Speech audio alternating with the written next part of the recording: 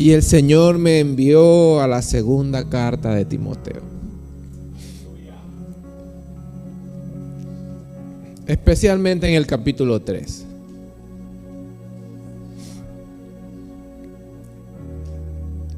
Desde el versículo 1 hasta el versículo 5. Dice de la siguiente manera: también debes saber esto, que en los postreros días vendrán tiempos peligrosos, porque habrán hombres amadores de sí mismos, avaros, vanagloriosos, soberbios, blasfemos, desobedientes a los padres, ingratos, impíos, sin afecto natural, implacables, calumniadores, intemperantes, crueles, aborrecedores de lo bueno, traidores, impetuosos, infatuados, amadores de los deleites más que de Dios, que tendrán apariencia de piedad, pero negarán la eficacia de ellas. A estos evita.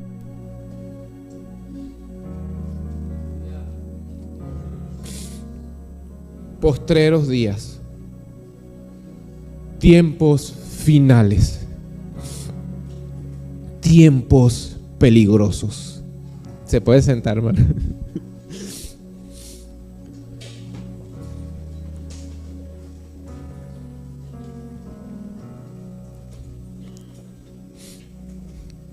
Tiempos peligrosos. Hoy es ese tiempo.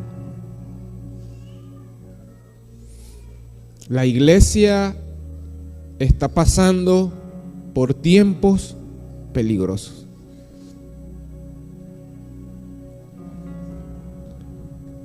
En la historia nunca se había predicado tanto el evangelio como en este tiempo. En la historia no ha habido tanto acceso al evangelio como este tiempo.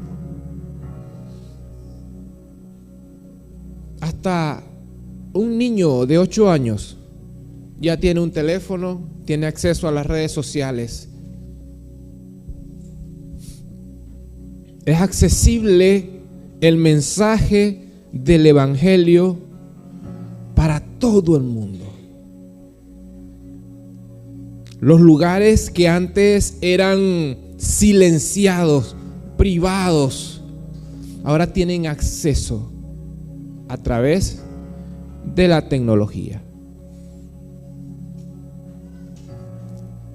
Y entonces, ¿dónde está el peligro si el evangelio está siendo predicado como nunca?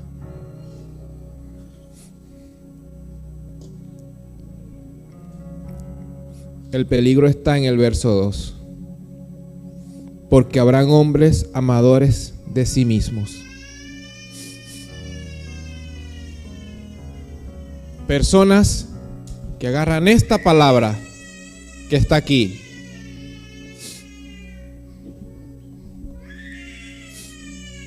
Usan esta palabra, pero no andando en el amor de Cristo, sino en su propio amor, andando en su propia avaricia, andando en sus propios deseos, predicando un evangelio que no es el evangelio del reino de los cielos, un evangelio antropocentrista, donde el centro de la predicación es la glorificación del hombre, la exaltación del hombre, la autorrealización del hombre por el hombre. donde me nutro de Biblia, me nutro de psicología, me nutro de apostasía y parte del espíritu del anticristo y comienzo a ministrar un reino terrenal, donde en ese reino terrenal no existe sacrificio, donde en ese reino que se predica, solo se predica fama, poder, dinero, estatus. Y cuando usted va a las sagradas escrituras, el único que ha ofrecido tales cosas es Satanás. Satanás, cuando Jesús estaba en el desierto, ayunando, le tentó. Y una de las tentaciones era que le mostró los reinos de la tierra y le dijo: todo esto te daré si postrado me adorares, porque míos son.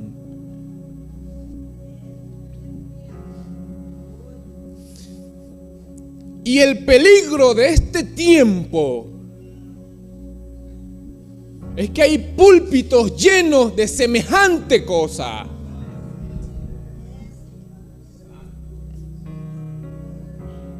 No podemos perseguir un evangelio terrenal.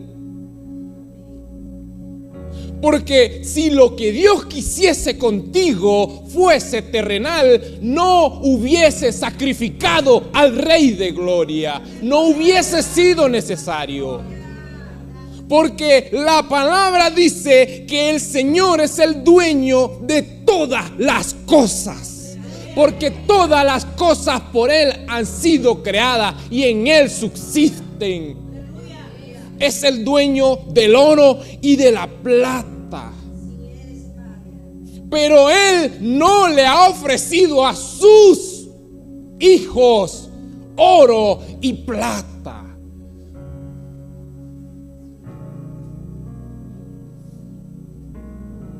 Entonces se ha creado un camino alterno, fácil, ancho, por el que puedes caminar y practicar cosas que no son aceptas, pero según esa doctrina diabólica se cree que son aceptas. Cuando el Señor ha dicho: es angosto el camino, no es ancho, es angosto. Pero el que sea angosto no significa que sea turbio, no significa que sea difícil de ver, no significa que sea difícil de entender cómo se debe andar. Es angosto, pero es claro de entender.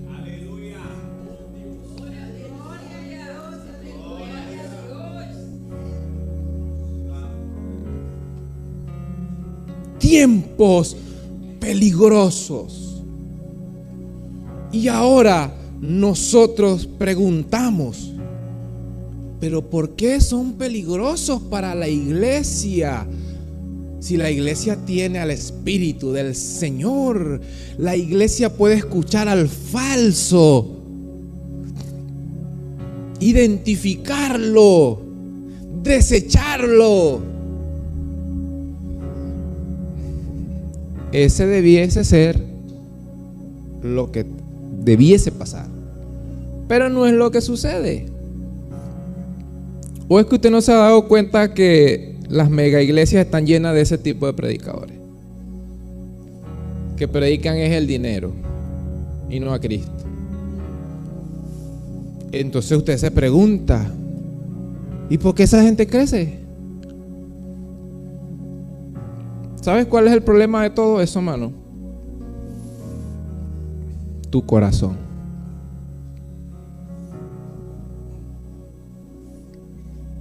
la raíz de todos los males.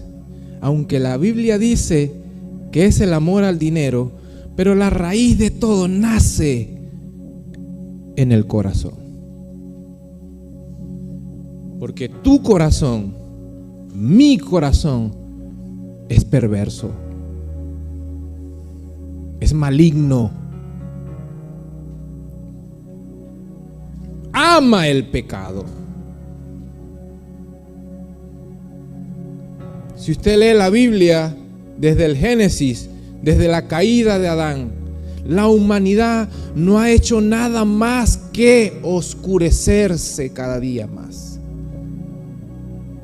El corazón del hombre avanzaba en el continuo mal, a tal nivel que Dios dijo: me ha pesado crearlo, y envió el diluvio.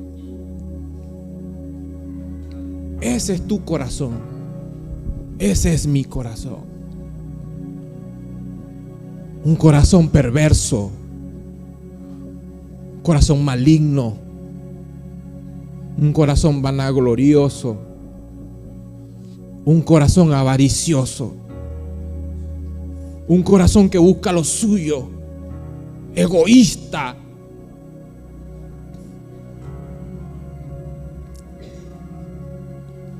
Entonces la pregunta es: ¿cómo me libro de esto?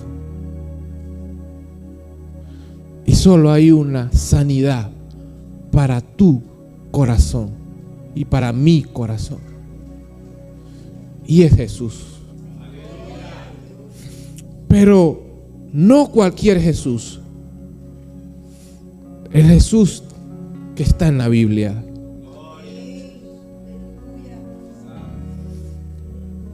Ese Jesús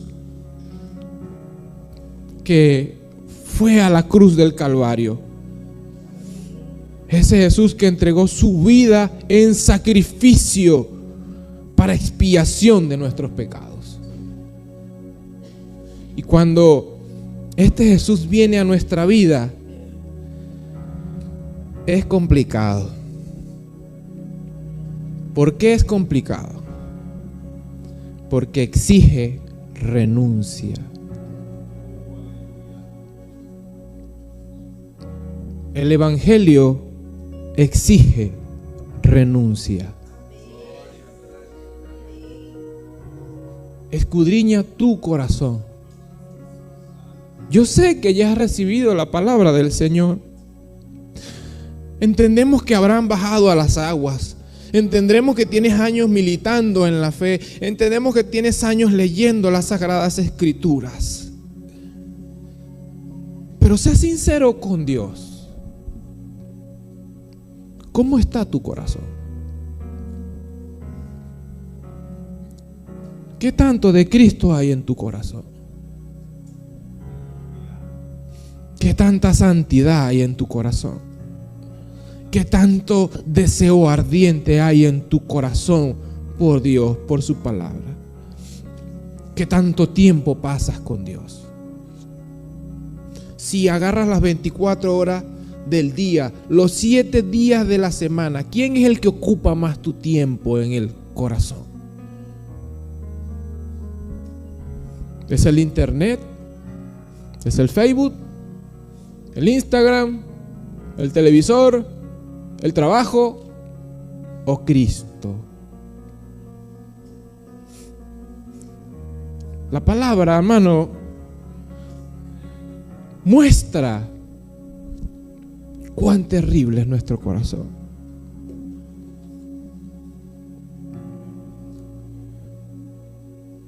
Aquí tengo algunos textos que quiero compartir contigo.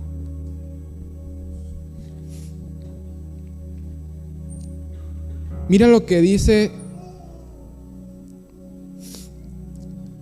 Jeremías 17:9.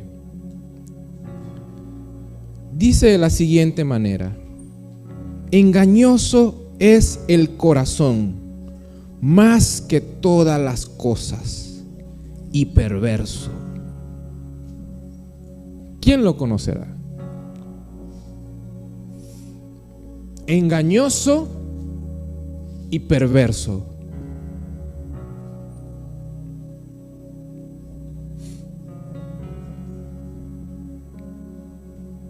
¿Qué sería de nuestra vida sin Cristo?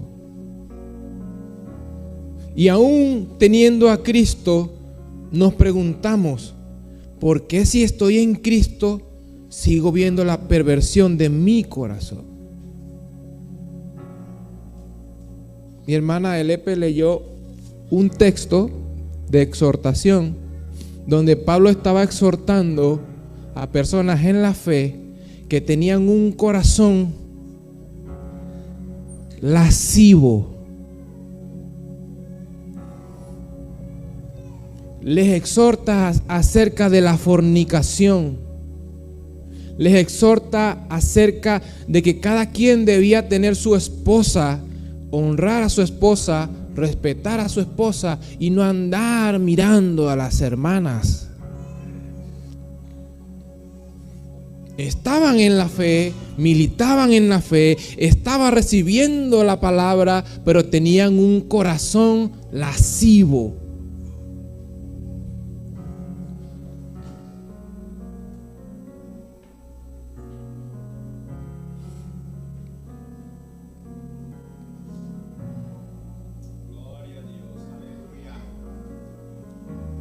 Mira, hermanos, Hebreos dice 3:12: mirad, hermanos, que no haya en ninguno de vosotros corazón malo de incredulidad para apartarse del Dios vivo.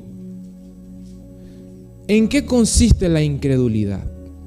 La incredulidad consiste en que Dios te ha dado un mandamiento, Dios te ha instruido en su palabra y no lo has querido seguir. Porque tus deseos tienen más dominio sobre ti que la palabra del Señor. Si nosotros evaluamos en las Sagradas Escrituras, para que ustedes se den cuenta de que no estamos exentos de estas cosas, hay un hombre en las Sagradas Escrituras ungido por Dios, que Dios le dio su espíritu, que Dios lo consagró, lo sacó de entre el redil de las ovejas, que Dios lo exaltó antes de ungirlo, diciendo: he hallado un hombre según mi corazón, que hará todo lo que yo quiero. Este hombre era David, y Dios le dio su espíritu. Las Sagradas Escrituras dicen que este hombre, cuando el león, el oso venía por las ovejas, él combatía con ellos y los vencía. Este es el hombre que cuando escuchó al gigante ofendiendo al pueblo de Dios, sale con una onda y derribó al gigante. Pero cuando estaba reinando y que Dios le había dado tanta victoria a lo largo de su vida, estaba allí en la azotea de su palacio y la lascivia lo destruyó. Tomó la mujer de uno de sus soldados, se acostó con ella, la embarazó, hizo al hombre traerlo de la guerra para que se acostara con su mujer y volverlo a enviar a la guerra para que cuando regresara de la guerra creyera que era hijo de él. No pudiendo engañarlo, lo envía de nuevo al campo de batalla con una carta sellada, y esa carta llevaba su sentencia de muerte. David, el rey David, el ungido de Jehová, asesino, Este es el corazón del hombre. Así es tu corazón. Así es mi corazón, perverso, maligno. Es por eso que cuando en el púlpito se levanta un predicador hablando de las cosas terrenales, nuestro corazón es seducido. Le gusta.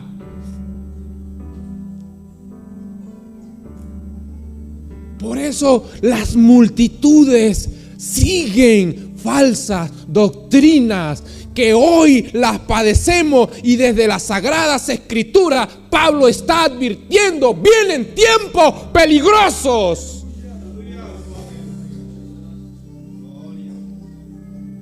Pero a veces no tomamos el mensaje con la seriedad que él está.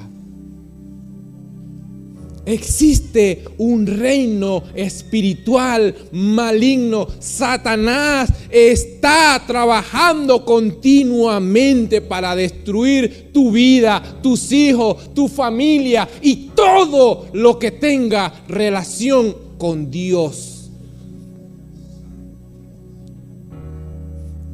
Entonces, tú y yo tenemos dos opciones: ser tibio ante la situación,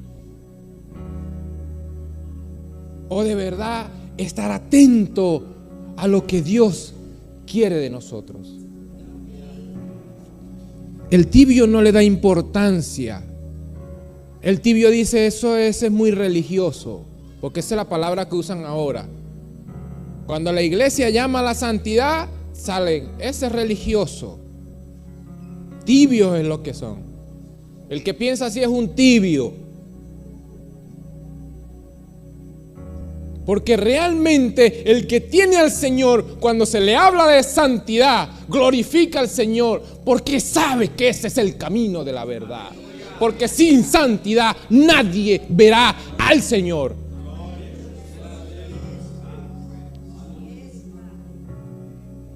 El camino de la cruz es un camino de sacrificio, hermano. Cuando te prediquen un evangelio de solamente bendiciones, no es el evangelio de la cruz. Busque todos los textos que usted quiera de la Biblia, y en todos Jesús te va a decir: sacrificio. Vas a sufrir. ¿Quieres venir en pos de mí?, te dice el Señor. Toma la cruz. Sacrifícate. Muere a ti mismo. Agarra tus pasiones, tus deseos, clávalos en la cruz. Mátalos. Mátalos.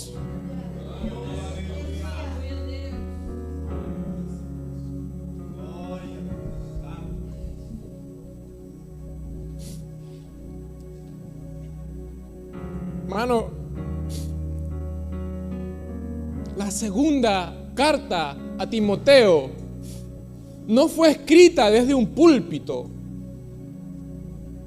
No fue escrita desde un escritorio cómodo. No fue escrita en un cuarto con una cama cómoda allí, con una laptop. No. Fue escrita desde una cárcel. Es una carta de las prisiones. Era escrita en el momento que a Pablo le fue dado sentencia de muerte. Ya la sentencia estaba dada de que iba a ser asesinado. Y este hombre, en lugar de llorar por su vida, en lugar de atemorizarse, en lugar de proclamar ayuno y oración y decirle a la iglesia: oren por mí para que Dios me libre de la muerte, No, lo que hizo es que agarró tinta y comenzó a escribir acerca del porvenir y a advertir lo que habría de acontecer después de su muerte. Su preocupación no era que iba a ser asesinado.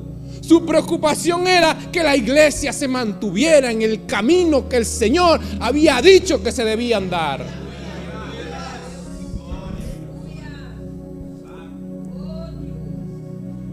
Pero ese es el final de este hombre. Pero el principio de este hombre era un perseguidor de la iglesia.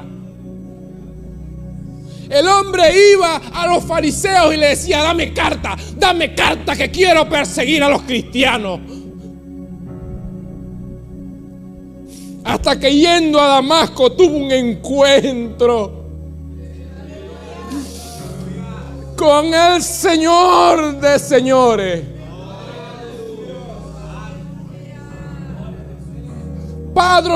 Viene el Señor y lo derriba de la cabalgadura,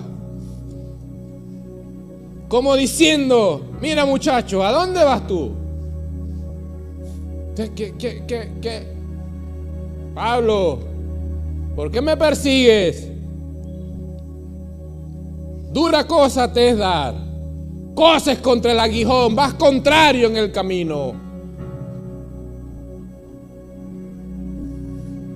El Señor tuvo la misericordia con Pablo, así como la ha tenido contigo, así como la ha tenido conmigo.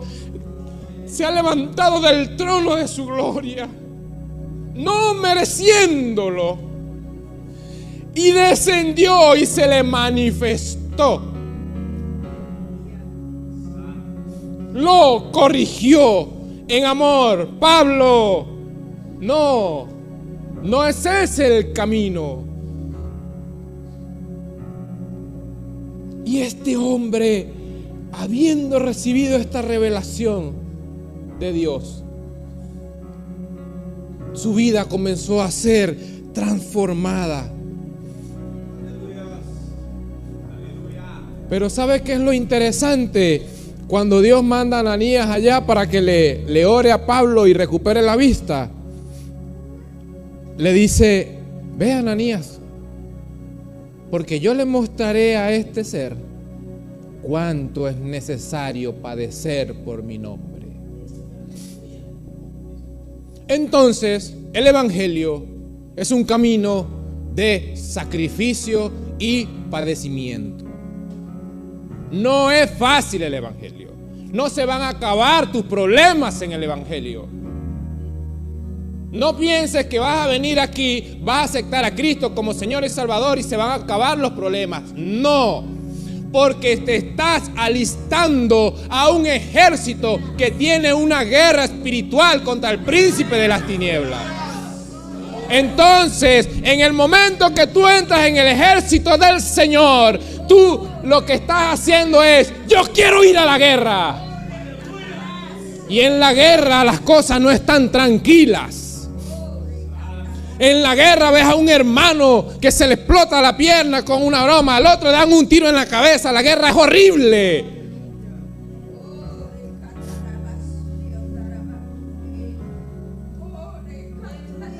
Es una guerra. Aunque el Señor está diciendo que evangelio significa buenas noticias, pero cuando te alistas es como que si alguien, el Espíritu mismo, saliera corriendo y diciendo: ¡guerra! ¡Guerra! ¡Hay guerra! Hay guerra contra tu propio corazón, hay guerra contra tus propios deseos, hay guerra contra las huestes celestiales de maldad, hay guerra contra los gobiernos que están sujetados por Satanás, que gobiernan según los designios de Satanás, mas no según Dios. Entonces es una guerra primero personal, interna, tú en tu corazón. Luego tienes una guerra familiar, que tus familiares te desechan. Luego tus amigos te desechan. Luego la sociedad te desecha.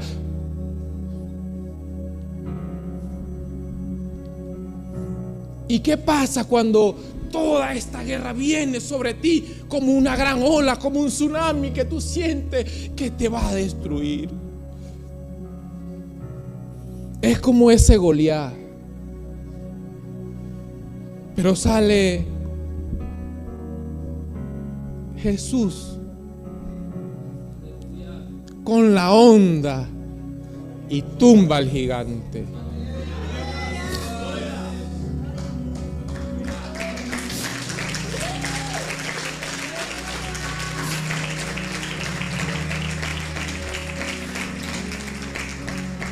¿Sabes cuál es el primer gigante que Jesús tumba? Tú mismo. ¿Tú quieres saber cuál es tu mayor enemigo? No es Satanás. Eres tú mismo. Son tus propios deseos. Porque Satanás no puede agarrarte así y llevarte al pecado. No puede. Satanás lo que hace es seducirte para que tú mismo te lleves al pecado. Te estás autodestruyendo cuando vas al pecado. Entonces, cuando tú no le obedeces, Satanás comienza a buscar lo que te influencia, lo externo, para ver si eso externo te lleva a que tú obedezcas el pecado. Y cuando ya no hay forma de que te doblegues al pecado, pasa lo que está sucediendo en Nigeria. Vienen los extremistas y comienzan a echarle plomo y a matarlos,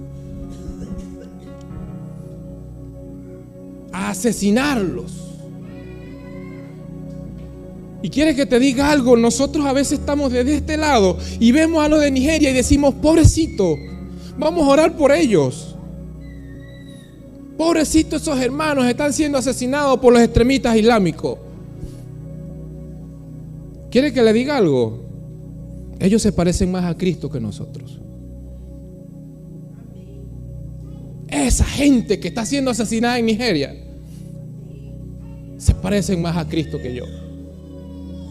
Aunque no estén en un púlpito así como estoy predicando yo, pero ellos son más semejantes a Cristo que yo. Han sido dignos por Dios de ser hallados repudiables para este mundo, a tal punto que el mundo los aborrece, los persigue y los mata. Porque ven tanto a Dios en ellos que el mundo le estorba la luz que ellos cargan.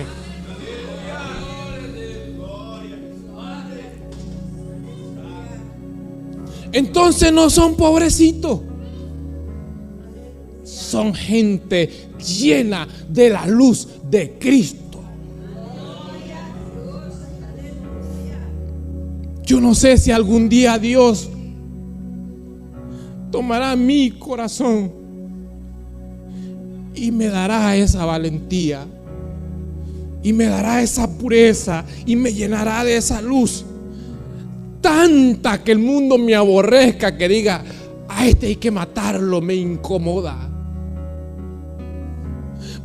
Pero mientras el mundo no me aborrece a mí, el mundo está manifestando que en mí todavía hay tinieblas, hermano. El mundo todavía me está diciendo, oye, tú eres cristiano, pero el tipo de cristiano que tú eres es chévere, me gusta como tú eres. O sea, mi cristianismo no le incomoda al mundo.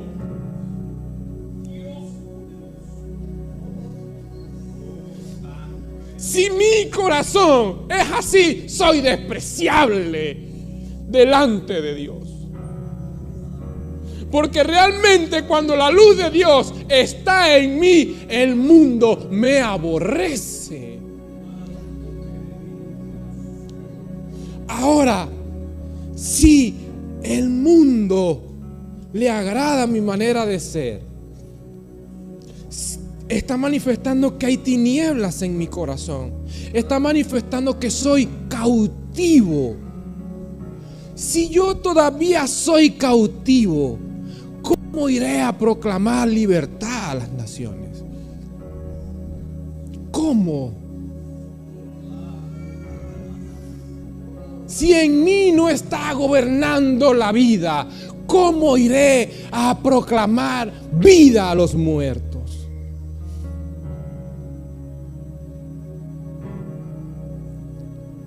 David, en el Salmo 51:10, arrepentido por lo que hizo, le decía al Señor: crea en mí, oh Dios, un corazón limpio y renueva un espíritu nuevo. A que mi espíritu ande en la rectitud de tus mandamientos, Señor, porque aunque me has ungido, mi corazón ha sido perverso. He quebrantado tu palabra, mis manos están llenas de sangre. Redímeme, Señor.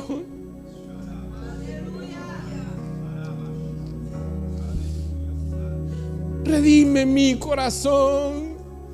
Dame un corazón nuevo, así como le dijiste a Ezequiel, que nos quitarías el corazón de piedra y nos darías un corazón de carne. Yo quiero este corazón de carne.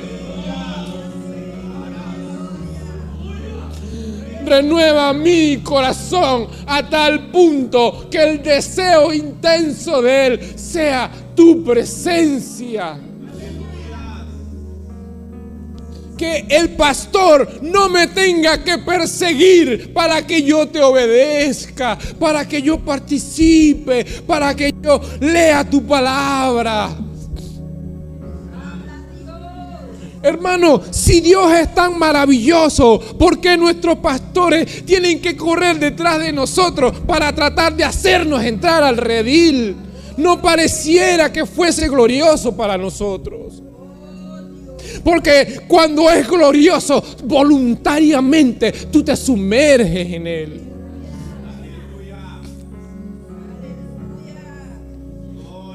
Dios, lo que Dios quiere, o lo que Dios me hace sentir en esta mañana, es como que si nos dijera: hijos míos, quiero que por favor purifiques tu corazón, que lo trabajes, que siembres en él mi palabra. Y yo voy a encender la llama en ti, pero yo necesito que tú me ames, que tú me quieras, que de verdad yo sea apetecible para ti.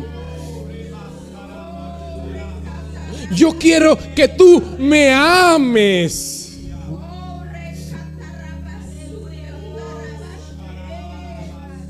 Hermano, en el mundo, cuando nos enamoramos, somos intensos, ¿verdad que sí? Intensos, y perseguimos a la persona y la buscamos, y hasta la madrugada estamos escribiéndonos. Y con el Señor, ¿realmente lo amo? Pregúntate: Señor, ¿de verdad yo te amo, Señor? Realmente tu amor está en mí a tal nivel que me desespera no estar cerca de ti. Estoy en el trabajo y quiero salir corriendo a mi casa porque allá tengo un altar donde me encuentro contigo.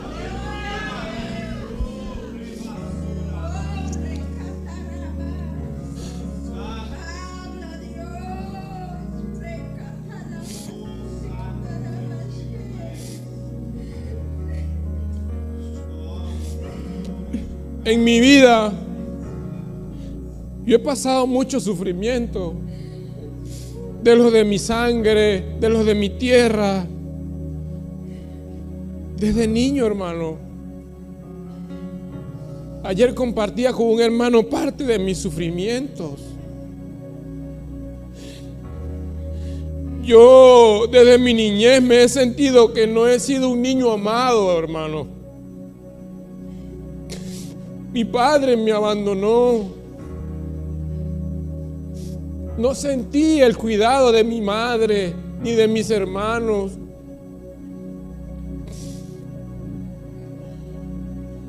Crecí solitario. No fui un niño de éxitos.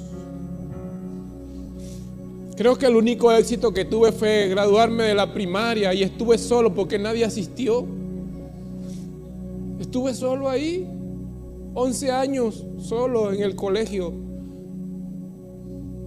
Y así a lo largo de la vida he estado solo.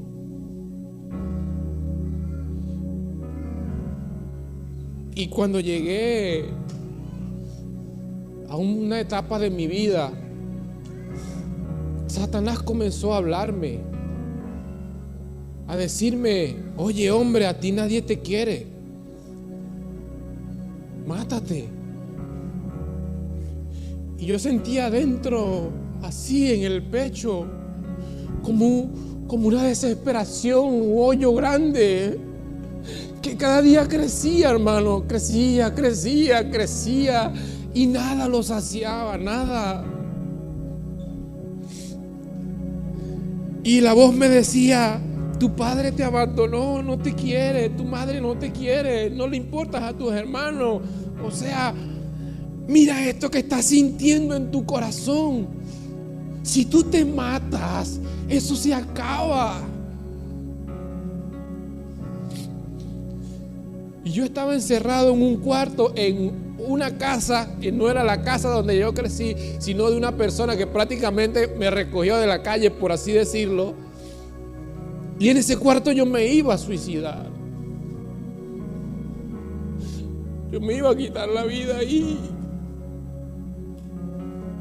Y Jesús llegó a ese cuarto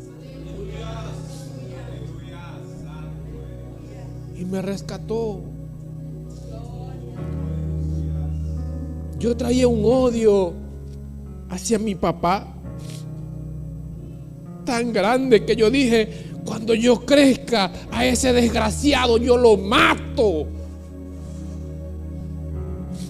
Pero cuando Jesús se manifestó en mi cuarto, yo le dije a Jesús: si tú quieres que yo te siga, quita este odio que cargo dentro, que no me está dejando vivir, me está asfixiando. Quítalo. Porque si tú no quitas este odio que traigo en mi corazón, no quiero nada contigo. Yo no salía del cuarto, pero un día salí. Iba por la acera de mi ciudad y exactamente venía mi padre de frente. Años sin ver a mi padre. Y cuando estaba como de aquí a esa corneta, sentí como que si me dieron una patada por la espalda. Y abriendo así los brazos, caí sobre mi padre. No dije ninguna palabra, solo lo abracé. Y sentí como una mano entró por mi espalda, así adentro hasta mi pecho. Y sentí que me arrancaron algo de lo profundo de mi alma. Y escuché la voz del Señor que me dijo: he cumplido mi parte, ahora cumple tú la tuya. Hermano, hasta ese día odié a mi papá. Dios me liberó de la perversión de mi corazón. Yo perdoné a mi papá, nos perdonamos, lloramos, nos reconciliamos y comencé a andar en una vida nueva en Él. Pero ¿quieres que te diga algo? Eso no fue suficiente. Porque a lo largo de mi trayectoria cristiana he sentido como mi corazón sigue yendo hacia los deseos carnales. Y Satanás ha traído, hermano, nunca en mi vida he sabido tantos versículos de memoria como cuando le fallé al Señor. Y todos los textos que venían a mi mente, todos me condenaban.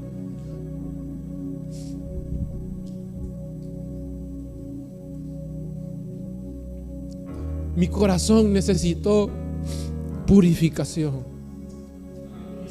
Mi corazón necesitó renuncia. Mi corazón necesitó entrega.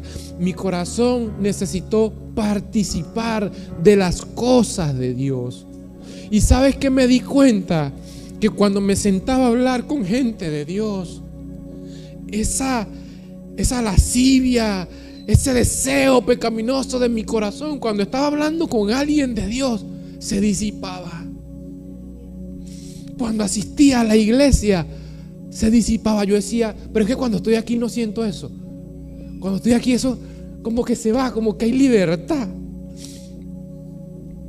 Y alguien me enseñó una vez, me dijo, anda con gente más cristiana que tú.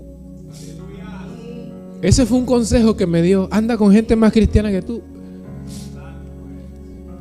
Y el Señor me ha permitido conocer personas que me han acercado a Dios, que en el momento que me he intentado desviar, me han corregido y me han traído de vuelta. Entonces, Pablo le dice a Timoteo: te encarezco delante de Dios y del Señor Jesucristo, que juzgará a los vivos y a los muertos en su manifestación y en su reino, que prediques la palabra, que intes a tiempo y fuera de tiempo, redarguye, reprende, exhorta con toda paciencia y doctrina, porque vendrán tiempos cuando no sufrirán la sana doctrina, sino que teniendo comezón de oír, se amontonarán maestros conforme a sus propias concupiscencias. Entonces, nuestras concupiscencias son un cáncer que debemos exterminar. Y se exterminan cuando nosotros estamos constantemente en la palabra del Señor. Nuestro corazón es como que si fuese hueco y Él se va llenando de cosas, y la mayor cosa que exista en Él va a ser lo que va a dominar tu vida. Cuando Dios no está abundante en nuestro corazón está en tinieblas, anda en oscuridad. Es decir, las prácticas que hacemos no son gratas a Dios. Pero cuando la luz, que dice Juan en el capítulo 1, que la luz descendió a la tierra y alumbró a todo hombre, que es la vida de nosotros, esa luz disipa la tiniebla que hay dentro. Pero solo hay luz en los que aman la luz.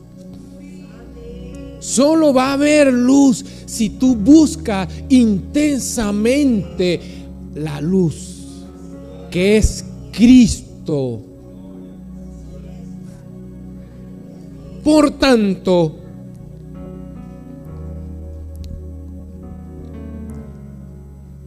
vas a ser probado. ¿Por qué vas a ser probado? Para que tu corazón sea limpio. ¿Por qué en el Evangelio hay aflicción? Porque la aflicción limpia tu corazón. Mira lo que dice Pablo. Segunda de Timoteo capítulo 4.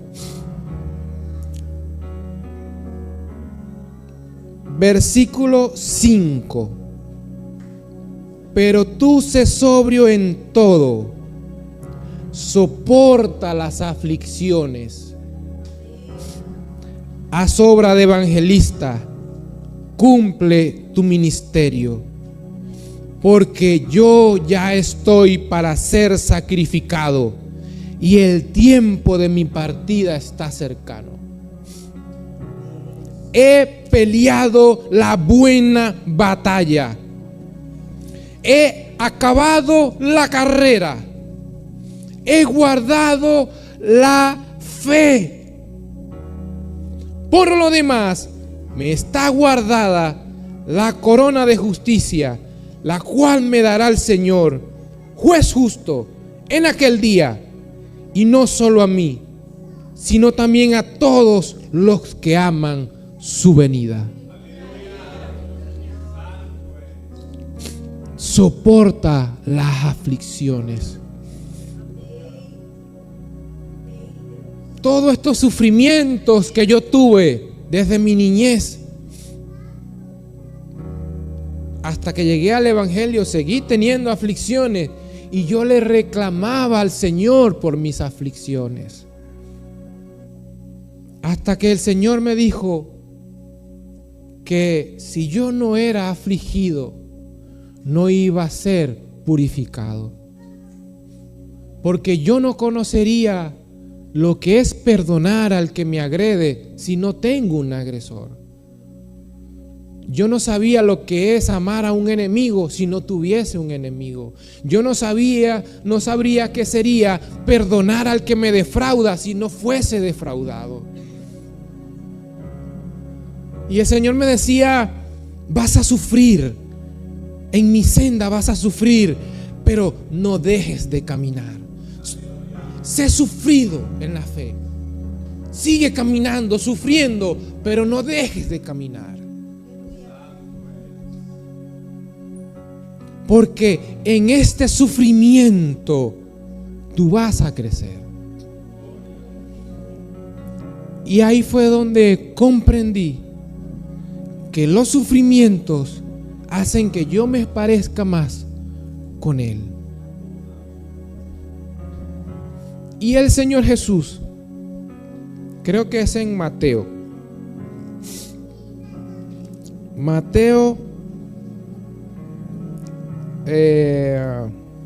A ver si es Mateo, si no me equivoco.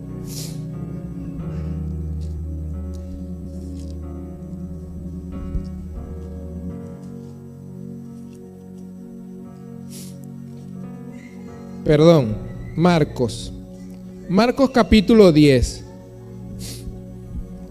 La historia es cuando Jesús le habla al joven rico. El joven rico le dice: Jesús, o maestro, ¿qué necesito para ganar la vida eterna? Y Jesús le dijo: guarda los mandamientos, ¿no? Lo invitó a guardar la ley y él dice: estas cosas las he guardado desde mi niñez. Y Jesús le dice: bueno, vende todo lo que tienes, dalo a los pobres y sígueme. El joven se entristeció y se fue. Más adelante Jesús explica y dice: cuán difícilmente es que un rico entre al reino de los cielos. Y luego repite a sus discípulos que no se refería a los que son ricos en sí, sino a los que ponen su confianza en las riquezas. Y si leemos el versículo 29, él dice: de cierto os digo que no hay ninguno que haya dejado casa, o hermanos, o hermanas, o padre, o madre, o mujer, o hijos, o tierras, por causa de mí y del Evangelio, que no reciba 100 veces más en este tiempo casa, hermanos, hermanas, madres, hijos y tierras con persecución. Yo no tengo casa. Yo no tengo casa propia. Estoy en una tierra que no me pertenece. Soy extranjero en esta tierra. Entonces Jesús no cumplió esto de que yo recibiría 100 veces más. No, sí lo cumplió. Porque mi padre, mi madre, mis hermanos son ustedes. Las casas que tengo, ¿dónde me reciben? En este fin de semana, la casa del pastor Michael.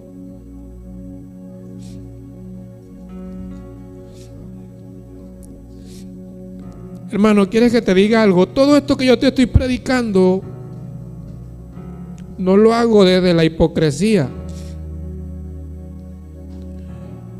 porque yo buscaba estas cosas. Tú no sabes cuántas veces yo peleaba con Dios. diciendo: Señor, si yo me he esforzado por ser fiel, por estar en la obra, por trabajar, te entregué mi juventud, desde temprana edad encendiste una llama en mi corazón por tu palabra, por predicar, por enseñar, y he estado en estas cosas, en la alabanza, en todo esto, Señor.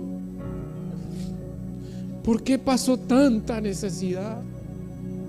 Y veo otros, Señor, que no tienen tanto compromiso contigo y están mejor que yo.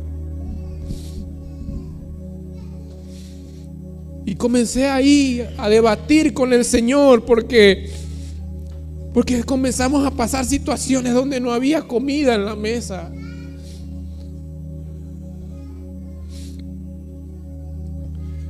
Yo dije: Dios, nunca he sido vago.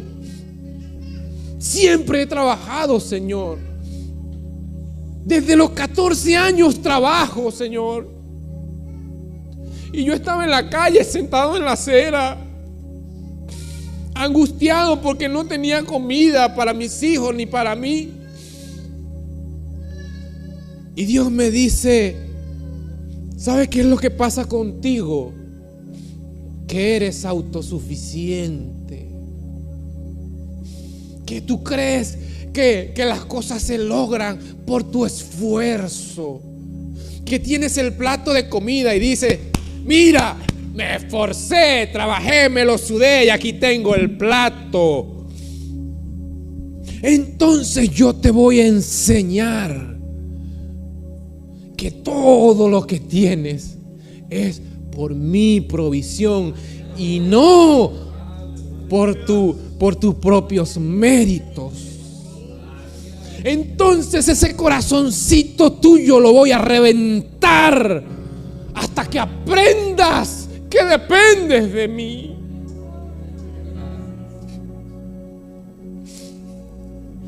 Yo lo que hice fue callarme y ponerme a llorar en esa acera, en esa calle.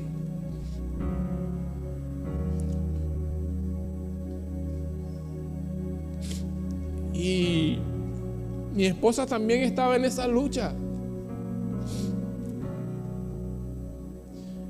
Y le decía: Señor, ¿por qué la necesidad?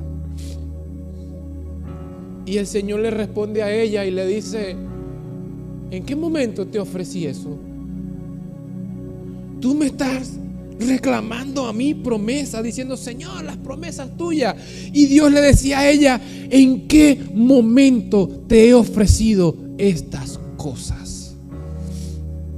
¿En qué momento te ofrecí plata? Y el Señor le dijo a ella: las promesas que te he dado son eternas. Están allá. Están allá, hermano. No busques a Cristo por plata. No busques a Cristo por un éxito personal.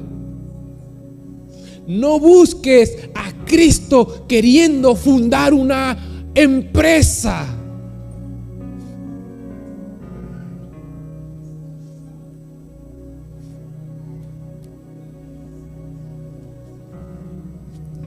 El evangelio no se trata de este mundo. Hebreos 11 habla de un montón de personas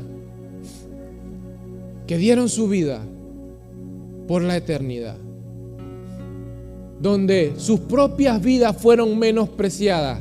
Es decir, sus propias vidas no fueron tenidas como valiosas por amor de Cristo. Cuando usted y yo alcancemos esa fe, nada nos va a mover. La dificultad no nos va a apartar del camino del Señor. La enfermedad no te va a apartar del camino del Señor. El que no venga un milagro no te va a apartar del camino del Señor. Diremos como dijo Ananías, Misael y Azarías en Babilonia ante la estatua de Nabucodonosor: Mira, oh rey, queremos decirte que ni siquiera debemos discutir este tema. Porque al Dios en el cual nosotros creemos y servimos tiene el poder de librarnos de tu mano. Y sepa, oh rey, que si no nos libra de tu mano, no nos postraremos ni adoraremos tu imagen. Ellos fueron librados del horno de fuego. Dios obró un milagro y los libró. Pero a Pedro no lo libró.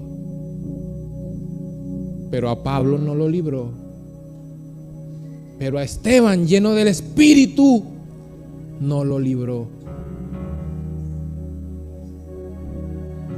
Hebreos habla de gente que fue aserrada. ¿Usted ha investigado qué significa eso?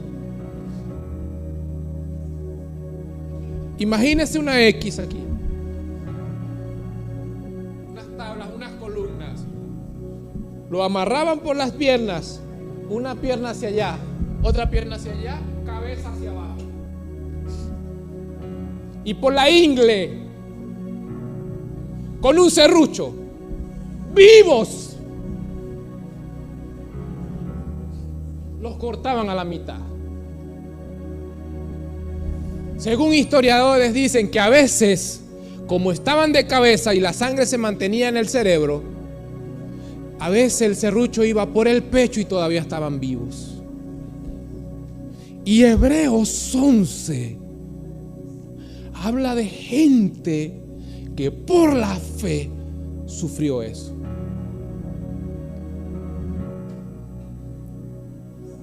¿Usted está entendiendo, hermano, el mensaje de Cristo?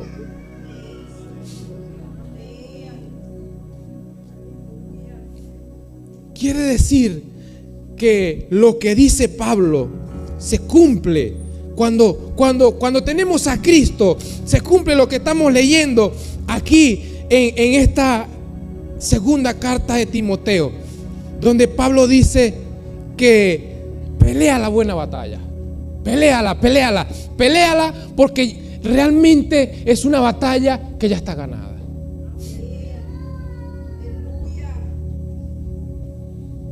Ya la corona de vida está guardada si perseveras. Dios solo quiere que ames al Señor con toda tu alma, con toda tu mente, con todo tu corazón. Que ni lo alto, ni lo profundo, ni ángeles, ni principados, ni espada, ni hambre, ni enfermedad, nada te separe del amor que es en Cristo.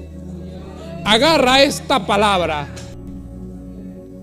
bésala, ámala, métela en tu corazón tan profundo que nada te la arrebate. Que nada arrebate esta luz de tu corazón. Dios te bendiga, te unja con su espíritu, te dé la valentía, que perseveres hasta el fin, hasta la gloria eterna, cuando Cristo venga por ti. Que te dé palabra sazonada, que te dé espíritu nuevo para anunciar su palabra y para amarle sobre todas las cosas. En el nombre de Jesús. Amén.